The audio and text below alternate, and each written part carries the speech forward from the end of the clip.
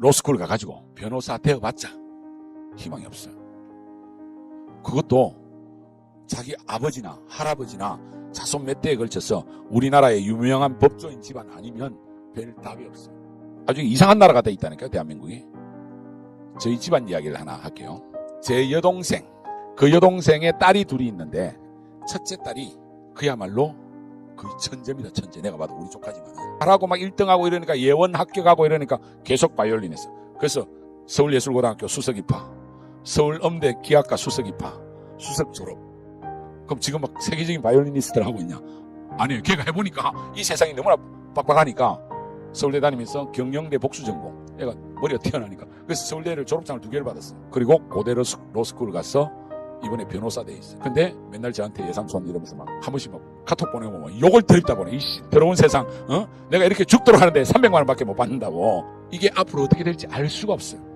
지금 우리 30대 초중반 젊은 친구들이 이 사회에서 스펙이 화려하다고 우리 부모님 세대처럼 그렇게 성공할 수가 없어요. 왜 없느냐? 지금 우리가 살고 있는 세상을 구조적으로 이해를 하셔야 돼요. 지금 우리나라의 가장 큰 문제는 대입제도의 모순이다.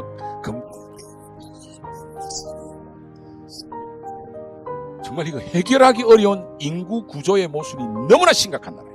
이 처음에 인구 정책을 너무 잘못 썼어요. 인구가 막 늘어나니까 겁이 나가지고 저출산정책을 썼거든요. 거기에다가 의료기술이 너무 잘 발달하고 대한민국의 의료보험 제도는 세계 1등이거든요. 베이비붐에다 많이 태어난 데다 돌아가시지도 않아. 그런데 그걸 누가 다 먹여 살려? 지금 우리 애들이 먹여 살려야 돼요. 앞으로 딱 30년 뒤에 가장 활력 있게 일하고 뭔가 제일 여유를 누릴 수 있는 기회를 얻는데 절대로 못 건다. 왜? 그때 되면 우리나라 인구의 대부분이 노인들이야. 얘들이 40대에서 65세 은퇴할 때까지 소득의 70% 내지 80%는 세금이나 각종 사회보장비로 다 내야 돼. 안 그러면 다 돌아가시지도 않는 이분들 어떻게 먹여 살릴 거예요? 그래서 좋은 대학 가봤자, 로스쿨 졸업하고 변호사 돼봤자 일자리가 없는. 저 서초동 가면요, 길가에 채 있는 게 변호사들입니다. 그러니까 지금 대학 잘 가는 게 문제가 아니라니까요. 그래서 저는 진짜 좋은 대안은 뭐냐? 이 제도 하에서 대학 잘 가려고 무슨 스카이캐슬을 하든지 뭐 이런 방법이 아니고요. 대한민국을 떠나는 겁니다. 엄청나게 좋은 방법이라서.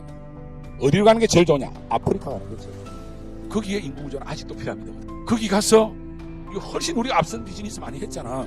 그걸 이식시키면 그냥 어마어마한 재벌이 될 수 있어. 아니면 적어도 동남아. 아니, 생각을 바꾸셔야 돼. 대한민국에서는 인구 구조상 우리나라 젊은이들이 정말 어렵다. 부모의 시대는 일시적인 특이한 시대였답니다. 30년간 고도 압축 성장의 중심에 여러분들이 있었잖아요. 그때는 매년 10%씩 증가하니까 어떻게 되겠어요? 대학 졸업하면 서로 데려가려고. 기업에 들어가면 기업이 막 계열사를 맨날 만들어. 그래서 부장 열심히 하고 있는데 갑자기 저 계열사 가서 사장하라 그러고. 그런 일들이 많았어요. 심지어 현대건설 과장에서 좀 잘 나가고 있을 때 갑자기 현대자동차 사장으로 데려가가지고 대박 내다가 대통령까지 됐잖아. 이게 이명박 신하잖아. 이게 부모 세대의 30년간 고도 압축 성장의 단면을 보여주는 거예요. 그래서 부모 세대는 어떤 생각을 했냐? 대학을 잘 나오는 게 곧 성공이었어. 부모의 시대는 명문대 진학 이꼴 성공. 그래서 이런 대기업들에 다 가고, 그래서 한국적인 치열한 입시가 나왔어요. 근데 이분들이 이제 자녀를 낳고 애들 중고등학교 보내니까 자기가 그 경험을 해놓으니까 우리 애들 시대도 대학 잘 나오는 게 중요할 거다 생각하는 바람에 대한민국의 사교육이 상상도 못할 정도로 비약적으로 큰 산업이 돼버렸죠. 한국의 사교육은 고도 압축 성장, 한강의 기적이 만든 또 하나의 부산물입니다. 부모 세대의 경험을 자녀에게 이식하려는 일종의 착시 현상이다.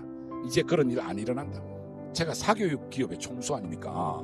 저는 어떤 생각을 하느냐? 갑자기 사교육이 절벽이 일어날 거다. 대한민국의 사교육은 어느 한순간 빵 떨어져서 사라질 거라고 생각해요. 그게 10년, 길어도 20년 안에 사라질 거라고 생각해요. 그래도 아직 메인은 입시입니다. 근데 이 입시가 효용성이 없다는 게 바로 곧 증명될 거다, 이런 이야기입니다. 그래서 우리 부모님 세대부터 생각을 좀 바꾸셔야 된다. 교육 패러다임이 이미 바뀌었다. 부모님이 경험했던 그런 시대가 아니다. 이미 경제 성장률 2%에서 0%를 향해서 가는 저성장 시대에 들어갔다. 그리고 인구는 곧 감소하는 쪽으로 간다. 그러면서 역피라미드에 심각한 문제가 온다. 거기에다가 고령화가 얼마나 심각해지느냐. 아예 노인만 가지고 따로 부양비를 한번 계산해봤어요. 2000년에는 10%밖에 안 됐어요. 2020년 내년이 21%밖에 안 되는데 이게 비약적으로 2050년, 여러분들 2050년 여러분 자녀가 상당히 중요한 시대, 그때 77%나 돼요. 얼마 전에 10%였는데 그러면 먹여 살릴 책임이 있는 생산 연령층이 노인들 먹여 살리는 비율이 막 2000년대도 우리 이제 노령화 사회에 접어들었다 그랬죠. 그 10%밖에 안 됐어요. 이게 7%가 넘어가면 전체 인구에서 노인 인구의 비율이 7% 넘어가면 이제 노령화 사회라 하는데 이제 우린 초노령화예요. 그때 부양비가 이거밖에 안 됐는데 20년 만에 2배 늘었죠. 여기 30년 만에 이거 3배 이상 늘어요. 77%죠. 견딜 수가 없어요. 그런데 2067년 이 문제 2067년에 가면 이 직장 생활하는 이 아저씨들 30, 40대들 어깨에 아새끼 한두 놈, 와이프, 노인 거의 2놈을 짊어지고 가야 되는 세상이 온단 말입니다. 그러면 대한민국은 지금과 같은 생산 방식으로는 나라를 이끌어갈 수가 없어. 그럼 어떻게 해야 되느냐? 이제는 천재가 나와요.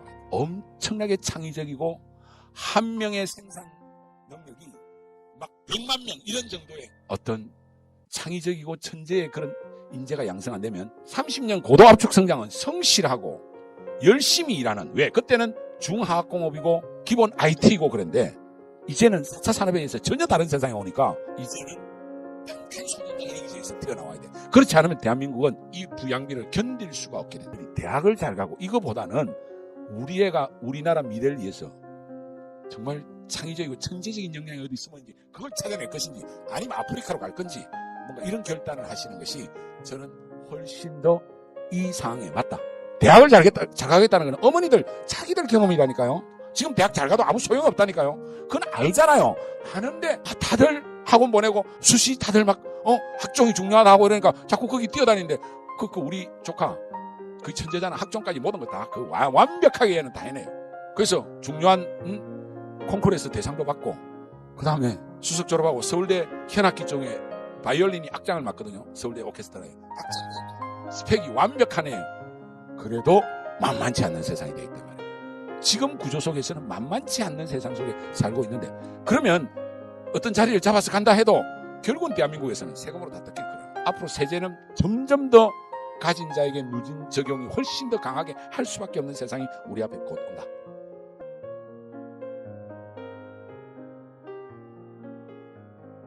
오션 하나만